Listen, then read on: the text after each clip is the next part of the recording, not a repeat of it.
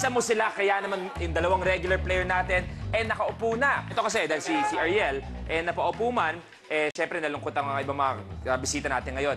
Meron nandito mga mahal sa buhay na gustong sumuporta. Kaya meron tayo isang special guest para kanino, malalaman nyo paglabas niya. Please welcome, Kim Chu!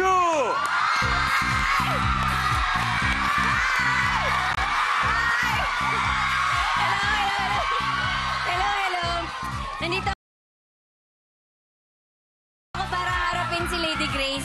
Saan siya? Lady Grace! Lady Grace, na dito.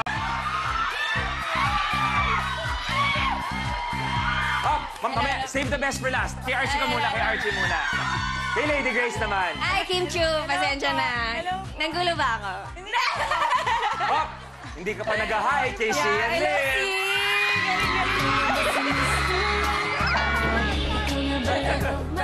Pinagpawisan ka ba doon, Jody?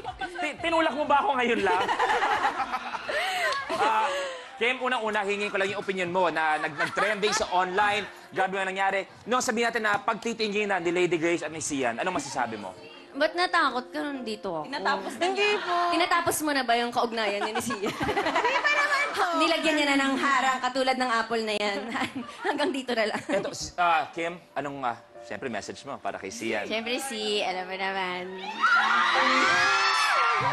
Hindi ko na kailangan ni Messi. Gusto ko lang sabihin, ikaw na na-miss ko.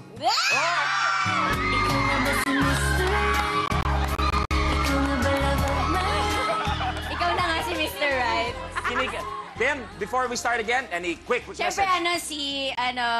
congratulations dahil nakaawat ka. Sinunod mo nga ang payo ko. Para sa exposure! Friday tayo mananalo, Friday! Wala, joke lang yun. Kim, maraming salamat sa iyong Thank you. pagdalaw. Good luck. See, galingan mo. I'm so proud of you.